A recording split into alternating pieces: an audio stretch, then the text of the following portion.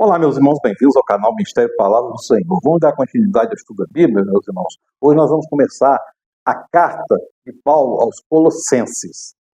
Paulo, quando escreveu essa carta, ele também estava na prisão em Roma. Prisão domiciliar, nesse caso aqui, que Paulo levou pelo menos ali 2 anos e meio em prisão domiciliar em Roma, né? Como a gente pode observar em Atos, no livro de Atos 28, de 16 a 31, tá?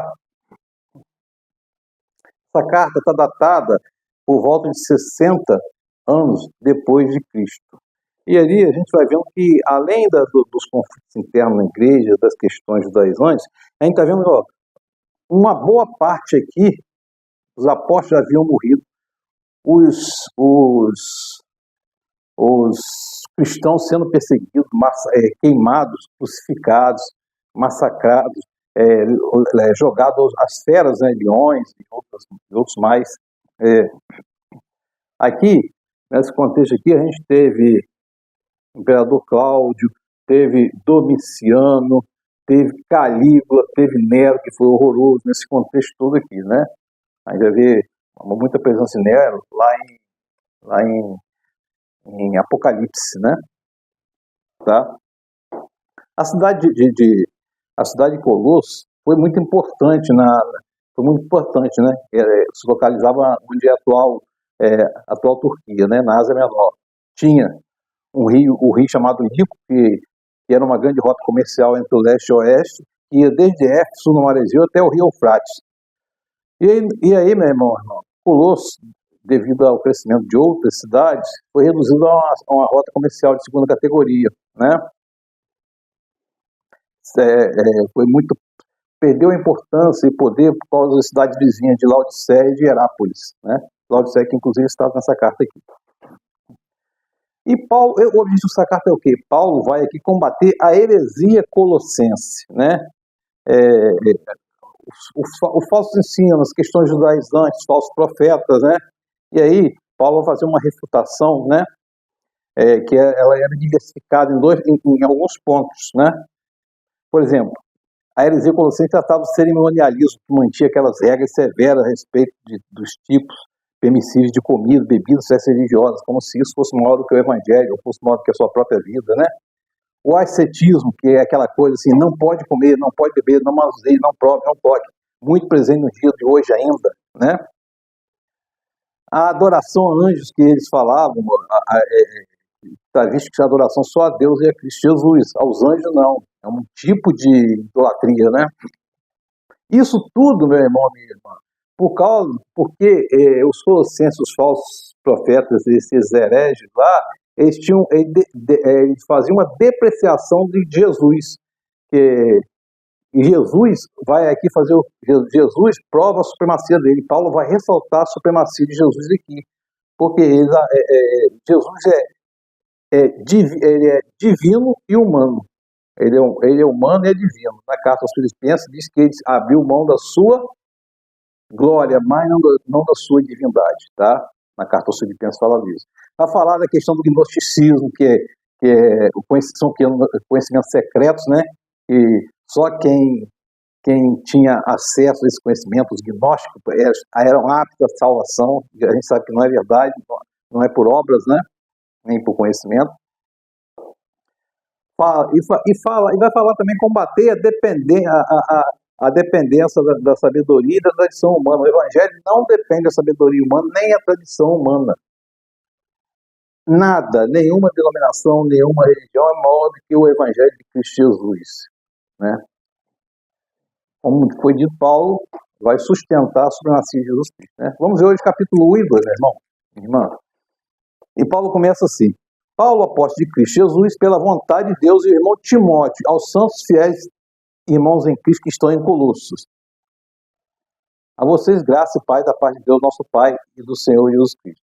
Sempre agradecemos a Deus, o Pai de nosso Senhor Jesus Cristo, quando oramos por você, pois temos ouvido falar da fé que vocês têm em Cristo Jesus, e do amor que têm por todos os santos, por causa da esperança que lhe está reservada nos céus, a respeito da qual vocês ouviram falar por meio da palavra da verdade, e o evangelho que chegou a todos vocês.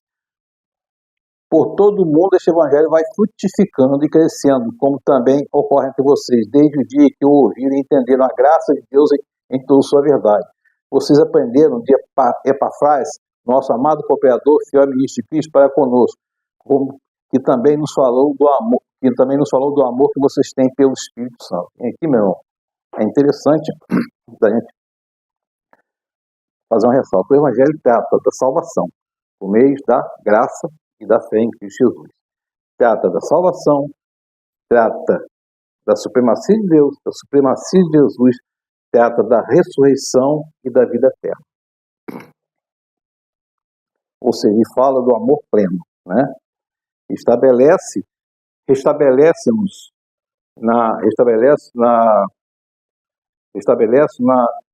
na harmonia com o próprio irmão, nos reconcilia com Deus. Isso é o evangelho. Em Mateus 5-7, as bem-aventuranças, ele nos ensina que é o reino e como ser no reino. E aí Paulo vai falar da supremacia de Cristo. Ele é a imagem do Deus invisível, primogênito de toda a criação. Tanto está lá escrito lá, façamos o homem segundo a nossa imagem, conforme a nossa semelhança. Façamos. Lá já tem presente a Trindade, Pai, Filho e Espírito Santo. Deus nunca se sentiu sozinho, porque ele é pleno na Trindade dele, no relacionamento dele, da própria Trindade. Pois nele foram criadas todas as coisas, conforme é dito lá em Gênesis, né? Todas as coisas nos céus e na terra, invisíveis e invisíveis, sejam tronos ou soberanias, poderes ou autoridade, todas as coisas foram criadas por ele e para ele. Ele é antes de todas as coisas, e nele tudo subsiste. Ele é a cabeça do corpo, que é a igreja. É o princípio e o primogênito dentre os mortos, para que tudo tenha a supremacia, porque Jesus venceu a morte. Pois foi do agrado de Deus que nele habitasse toda a plenitude, por meio dele reconciliasse consigo todas as coisas, tanto as que estão na terra quanto as que estão nos céus, estabelecendo a paz pelo seu sangue derramado na cruz. Fala aqui desde a criação e todas as coisas submetidas a Jesus Cristo, né? Antes vocês estavam, agora vai falar do estado dos Colossenses. Antes vocês estavam separados de Deus e na mente de vocês eram inimigos por causa do mau procedimento de vocês. Mas agora ele os reconciliou pelo corpo físico de Cristo mediante a morte para apresentá-los diante deles, santos, inculpáveis e livres de qualquer acusação, desde que continuem alicerçados e firmes na fé, sem se afastarem da esperança do Evangelho que ouviram e que tem sido proclamado a todos que estão debaixo do céu. Paulo está falando que é necessário ouvir o Evangelho, estudar o Evangelho. Paulo está falando aqui que Deus, nós nos reconciliamos com Deus através do sangue de Cristo Jesus, do corpo de Jesus diante da morte, meu irmão. Isso aqui é uma coisa interessante. A gente deve entender a Bíblia como uma oração também, conhecimento, oração, e como uma forma de contemplação. Ah, você quer saber o que da vida de Jesus? Olha aqui, estuda aqui. Você quer saber o que Jesus tem para falar? Ouça aqui, veja aqui, ouça o que a Bíblia tem para dizer. É a palavra revelada. Agora, Paulo vai falar, agora me alegro em meus sofrimentos por vocês, e completo no meu corpo o que resta das aflições de Cristo em favor do seu corpo, que é a igreja.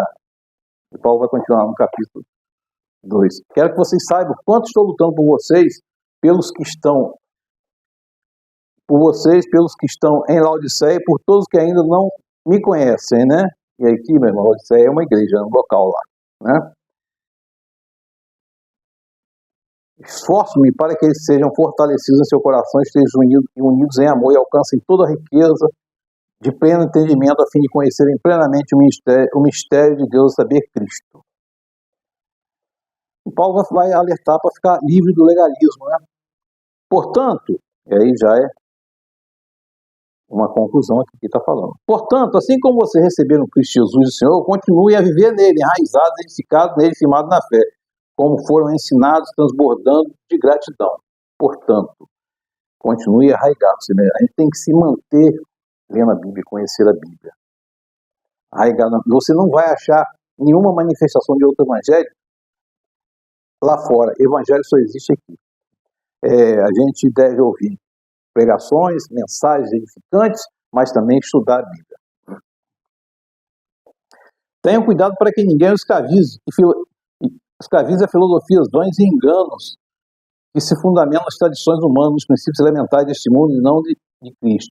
Pois em Cristo habita corporalmente toda a plenitude da divindade, e por estar nele, que é o cabeça, todo o poder e autoridade, vocês receberam a plenitude. Nele também vocês foram circuncidados. Não há uma circuncisão feita, não a circuncisão feita por mãos humanas, mas a circuncisão feita por Cristo, que é o despojar do corpo da carne. Isso aconteceu quando vocês foram sepultados com ele no batismo e com eles foram ressuscitados mediante a fé no poder de Deus, que o ressuscitou dentre os mortos. Quando a gente aceita Jesus, a gente ressuscita. E acho interessante que a gente deve ouvir a palavra, ouvir sermões edificantes, ou ler a palavra, permanecer a palavra, meu irmão. E você vê que aqui não tem uma preocupação com o crescimento. A preocupação é com a mudança da... Porque hoje existe toda uma técnica, coaching e uma série de coisas que transformam isso em performance. A conversão não é uma performance, não pode ser um número de performance, não pode ser um número de meta. O objetivo é a transformação da mente e do coração. O objetivo é a conversão, e a conversão se dá todos os dias. Esse é o processo de santificação. Se preocupar com números é uma outra coisa que não é do Evangelho. Porque Jesus fala lá, se um se converter, há alegria no céu. Quando vocês estavam mortos em pecados e na incircuncisão da carne, ele os vivificou com Cristo. Que pessoas, os irmãos lá pregavam a legalidade, a circuncisão, e não convertiam o coração, estavam mortos na carne.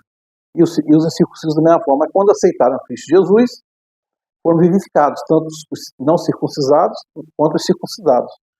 Portanto, não permito que ninguém os julgue pelo que vocês comem ou bebem, ou com relação a alguma festividade religiosa, ou celebração das luas novas, ou dois dias de sábado.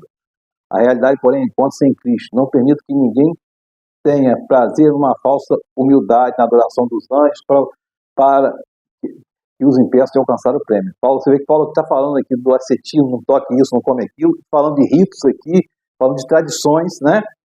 Que o objetivo é alcançar o prêmio, a eternidade. Já que vocês morreram com Cristo para os princípios elementares deste mundo, por que, como se ainda pertencessem a ele, vocês se submetem a regras? Não manuseie, não prove, não toque. Todas essas coisas estão destinadas a perecer pelo uso, pois se baseiam em mandamentos e ensinos humanos. O Evangelho não é uma coisa humana, não. Não é uma coisa humana. Essa coisa, olha, vamos tocar agora uma corneta aqui para isso. Não pode botar a mão aqui, não pode botar a mão ali lá. Isso tudo é rito humano. Não tem valor nenhum, não salva ninguém. O que salva é a graça do nosso Senhor Jesus Cristo e a fé em Cristo Jesus. Que o Espírito Santo de Deus esteja sobre nós, meu irmão, afastando de nós toda vã filosofia, nos dê entendimento e vontade de mergulhar na palavra. Deus abençoe.